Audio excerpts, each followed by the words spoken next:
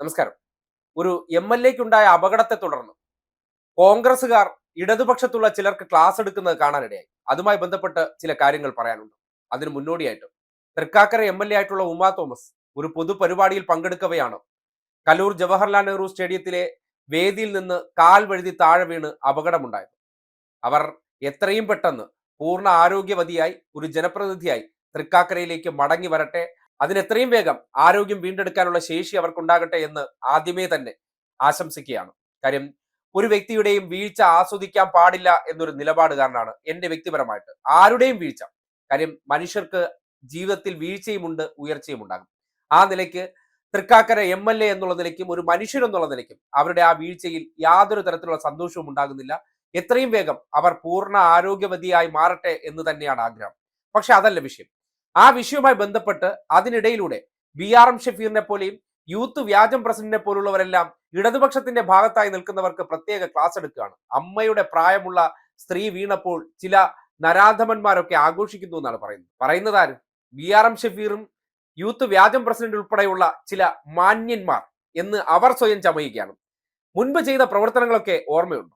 അതായത് ഇടതുപക്ഷത്തിന്റെ ഭാഗമായിട്ടുള്ള പലർക്കും ഇതേ അവസ്ഥയിലൂടെ കടന്നു പോകുന്ന സന്ദർഭങ്ങളിൽ ഇവരെയൊക്കെ നയിക്കുന്ന നേതാക്കന്മാരുടെ വായിൽ നിന്ന് വന്ന വാചകങ്ങൾ, അതായത് ഇപ്പോഴത്തെ മുഖ്യമന്ത്രിയായിട്ടുള്ള പിണറായി വിജയൻ അദ്ദേഹത്തിന്റെ ആരോഗ്യ പ്രശ്നത്തിന് വിദഗ്ധ ചികിത്സയ്ക്കായി അമേരിക്കയിൽ പോയപ്പോൾ ഇവരുടെയൊക്കെ തലതൊട്ടപ്പനായിട്ടുള്ള KPCC പ്രസിഡന്റ് ഗിർ സുധാകരൻ അഥവാ കെ സുധാകരൻ എന്താണ് അന്ന് പരിഹസിച്ച് തുറന്ന കത്ത് മാധ്യമങ്ങളിലൂടെ എഴുതിയെന്ന് ഓർമ്മയുണ്ടോ?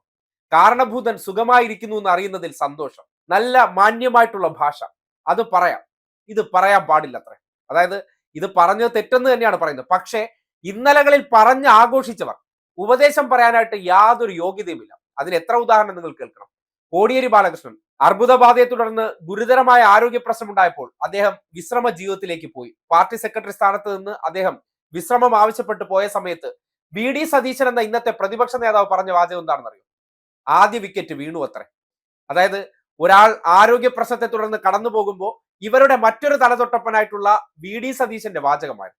തലശ്ശേരി കലാപത്തിൽ പങ്കെടുത്ത് RSSകാരുടെ കൊലക്കത്തിക്കിരയായ കുഞ്ഞിരാമൻ അന്ന് പള്ളി തകർക്കാൻ വന്നപ്പോൾ കാവൽ നിന്ന ലോക്കൽ കമ്മിറ്റി സെക്രട്ടറിയാണ്. പിന്നീട് അദ്ദേഹത്തെ ഇരുട്ടിന്റെ മറവിൽ കുത്തിക്കൊന്നതിന് ഇതേ ഉമാ തോമസിന്റെ ഭർത്താവായിട്ടുള്ള PT തോമസ് കള്ളുഷാപ്പിലെ അടിപിടിക്കിടയിൽ മരിച്ചു എന്ന് പറഞ്ഞപ്പോൾ അന്നും ഈ നാട് അത് കേട്ടതാണ്. ഇതേ ഉമാ തോമസിന്റെ ഭർത്താവിന്റെ ആ പ്രതികരണം വലിയ തോതിൽ പ്രതിഷേധമുയർന്നതാണ്. അപ്പോ വാചക കസരത്തിനെ സംബന്ധിച്ച് കൂടുതൽ ക്ലാസ് എടുക്കാൻ വരുന്നവർ ഇന്നലകളിൽ പറഞ്ഞ കാര്യങ്ങൾ മറന്നുപോകരുത്. ഇത് ചെറിയ സാമ്പിളുകളാണ്. AK ഗോപാലൻ അറിയാലോ, ആദ്യത്തെ ലോക്സഭയിലെ പ്രതിപക്ഷ നേതാവ് കൂടിയാണ് നമ്മുടെ AKG. അദ്ദേഹം അസുഖം മൂർച്ഛിച്ചു വളരെ കൂടുതലായി ആശുപത്രിയിൽ ചികിത്സയിൽ കഴിഞ്ഞ സമയത്ത് കോൺഗ്രസുകാർ വിളിച്ച മുദ്രാവാക്യം ഇന്നത്തെ യൂത്തനും അല്ലെങ്കിൽ BRM ഷഫീറിന് അറിഞ്ഞൂടെങ്കിൽ ഒന്ന് ഓർമ്മിപ്പിക്കാം. കാലൻ വന്ന് വിളിച്ചിട്ടും പോവാത്തതെന്തേ ഗോപാല എന്ന് മുദ്രാവാക്യം വിളിച്ച കോൺഗ്രസുകാർ ഇപ്പൊ ഉമാ തോമസിന്റെ വിഷയത്തിൽ ഇന്നലകളിൽ നിങ്ങൾ പറഞ്ഞ വാചകങ്ങൾ കേട്ട് വ്രണപ്പെട്ടിട്ടുള്ളവർ അതേ രീതിയിൽ മറുപടി പറഞ്ഞിട്ടുണ്ടായിരിക്കും. അവരെ കുറ്റം പറയാനൊന്നും പറ്റില്ല. കാര്യം, കോടിയേരി ആക്ഷേപിച്ചവർ എന്തിനേറെ പറയുന്നു, MV ഗോവിന്ദൻ മാസ്റ്റർ ഏറ്റവും ഒടുവിൽ തിരുവനന്തപുരം ജില്ലാ സമ്മേളനത്തിൽ പങ്കെടുക്കാൻ പോയപ്പോൾ അദ്ദേഹത്തിന്റെ വാഹനം തട്ടിയപ്പോൾ എന്തൊക്കെയായിരുന്നു നിങ്ങളുടെ പരിഹാസം? ചത്തില്ലേ എന്ന് ചോദിച്ചവർ കൂടിയുണ്ട്. അല്ലെങ്കിൽ എന്തിനാണ് കാറിപ്പോയതെന്ന് പരിഹസിച്ചവരുണ്ട്. അപ്പോ അങ്ങനെയൊക്കെ ഏറ്റവും കൂടുതൽ ഇടതുപക്ഷ നേതാക്കന്മാരെ ആക്ഷേപിച്ചവർ, അതിൽ സതീശനായിക്കോട്ടെ സുധാകരനായിക്കോട്ടെ ഈ പറയുന്ന വേന്ദ്രന്മാരെല്ലാവരും ഉൾപ്പെട്ടവരായിരുന്നു. അവർക്ക് തിരിച്ച് ചില സന്ദർഭങ്ങളിൽ അത് പ്രമുഖരായിട്ടുള്ള ഒരു നേതാക്കന്മാരും മര്യാദ വിട്ടൊരൊറ്റ വാചകം പറഞ്ഞിട്ടില്ല. ചില വ്യക്തിത്വങ്ങൾ പറഞ്ഞിട്ടുണ്ട്, പലരും പലതരം മനുഷ്യരാണ്, പറഞ്ഞു പോയെന്ന് വരും. പക്ഷെ എല്ലാവർക്കും ആ നിലപാടല്ല. ഈ ഒരു സംവിധാനത്തിന്റെ നിലപാട് എന്താണെന്ന് പിണറായിയും ആരോഗ്യമന്ത്രിയും P രാജീവ് ഉൾപ്പെടെയുള്ളവർ കാട്ടിത്തന്നതാണ്. ആരോഗ്യമന്ത്രി വിഷയത്തിൽ ഇടപെട്ട് ഉടനടി തന്നെ വിദഗ്ധ ഡോക്ടർമാരെ അങ്ങോട്ടേക്ക് അയക്കാനും സ്പെഷ്യൽ ടീമിനെ രൂപീകരിക്കാനും തയ്യാറായി മുഖ്യമന്ത്രിയുടെ നിർദ്ദേശപ്രകാരം. മുഖ്യമന്ത്രിയും ആ വിഷയവുമായി ബന്ധപ്പെട്ട് എന്ത് തരം സഹായവും ലഭ്യമാക്കാൻ നിർദ്ദേശം കൊടുത്തിരിക്കുകയാണ്. അതാണ് അവിടെയും ഇവിടെയും തമ്മിലുള്ള വ്യത്യാസം. അമേരിക്കയിൽ ചികിത്സയ്ക്ക് പോയ പിണറായി വിജയനെ പരിഹസിച്ച അതേ കെ സുധാകരൻ പിന്നീട് അമേരിക്കയിൽ പോയപ്പോ കോൺഗ്രസുകാർക്ക് മിണ്ടണ്ടായിരുന്നു. അദ്ദേഹത്തിന് വിദഗ്ധ ചികിത്സയാകാം, പിണറായിക്ക് പാടില്ല.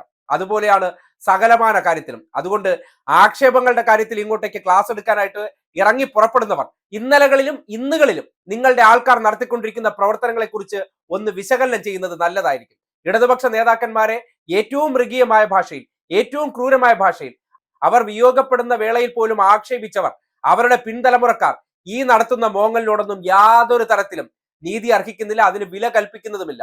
ഇവിടത്തെ മര്യാദ എന്താണെന്ന് ഇന്നലെ പി രാജീവിന്റെ വാക്കുകളിൽ കൃത്യമായി നിഴലിക്കുന്നുണ്ട്. ആരോഗ്യസ്ഥിതി സംബന്ധിച്ച കാര്യങ്ങൾ തന്നെ മെഡിക്കൽ സൂപ്രണ്ട് വ്യക്തമാക്കിയിട്ടുണ്ട്.